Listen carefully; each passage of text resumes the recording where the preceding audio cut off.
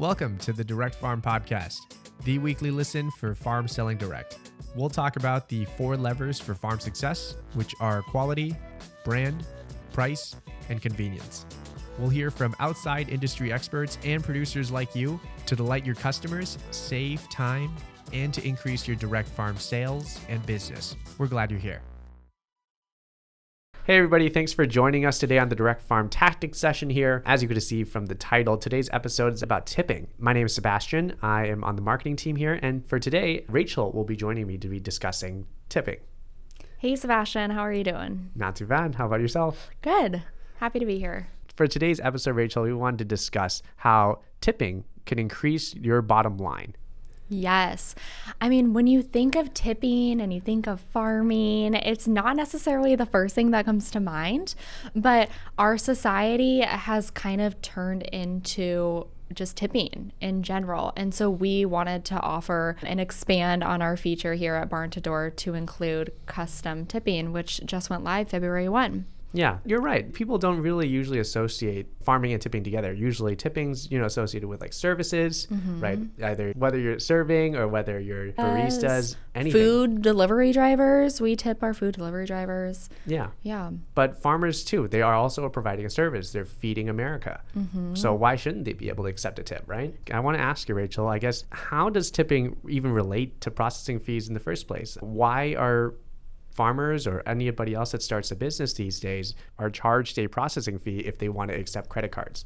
That's a great question. So like you just mentioned, when companies or businesses accept credit cards, they need to use a merchant provider. So in our case, we use Stripe. And so any kind of merchant provider that provides that service, they will charge a flat rate processing fee. Usually those rates can fluctuate between like 1.5% to 3%, depending on, I believe, the credit card itself. But it's just something that happens when credit cards are used. That's crazy. So there's really no other way around it. All merchants will charge you a processing fee if you want to be able to accept a credit card. Exactly. And we're starting to kind of be a cashless society. So credit cards are so important to operate and run a business these days. And so before we expanded on this feature here at Barn to Door, we were offering just a flat rate. People could opt in to tipping farmers 3% to cover processing fees.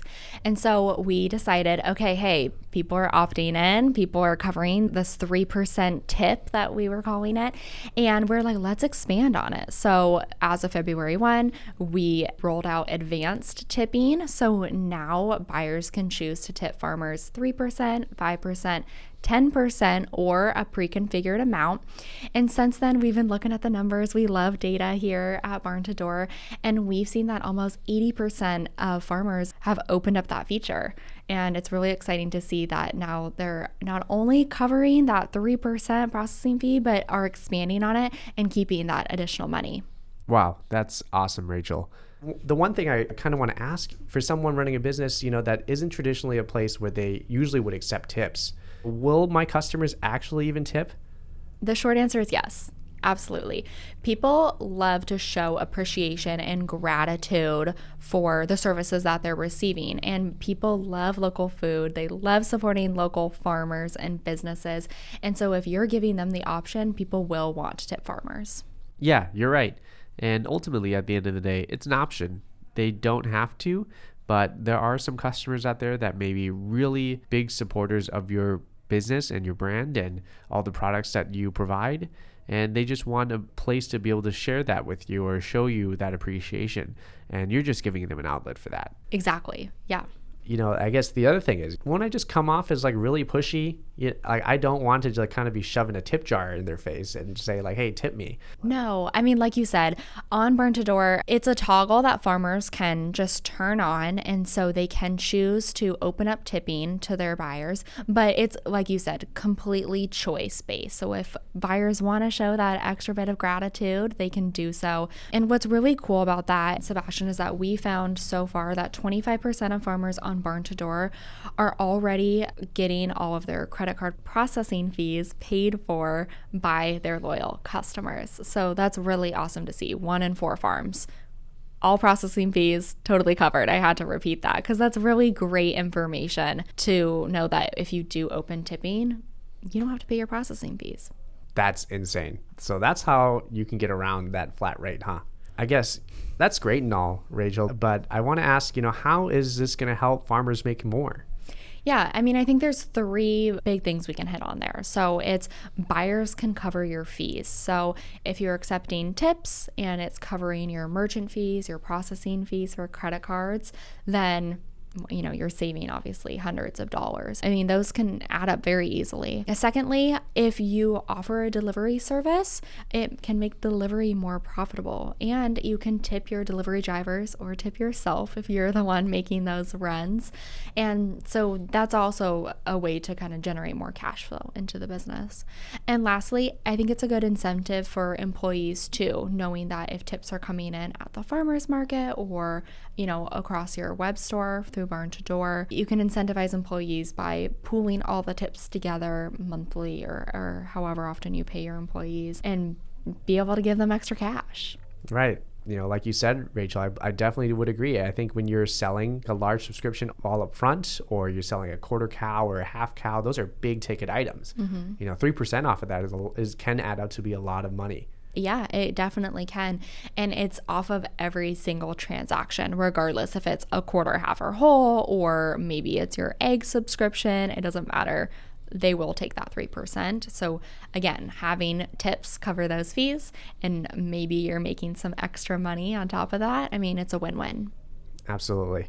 So Rachel, to recap, we covered a lot of reasons today why our farmers would want to include tipping as a feature if they haven't, or they're looking to include tipping but don't know where to go. What are the reasons why we should utilize tipping?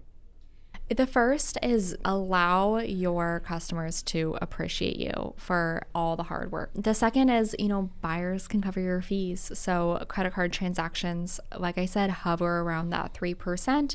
So tips allow farmers to offset those costs and improve their profit margin.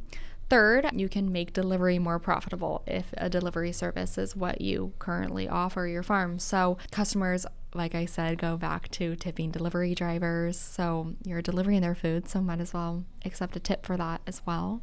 And lastly, just incentivize employees. It's a great way to encourage your farm employees to engage with your buyers and really provide that great, wholesome experience. If our listeners wanted to find out more about this feature, do you know where they can read about it? Yeah, so they can check out barntodoor.com/resources. We have a couple blogs that we've released in relation to this feature. We also encourage people to come join Connect. It's our live sessions that we host every single week. So if you have questions or if you want to connect with other farmers to learn how maybe their tips and tricks and how they're covering processing fees, or maybe even using that extra money to pay their delivery drivers, farmers can come join us.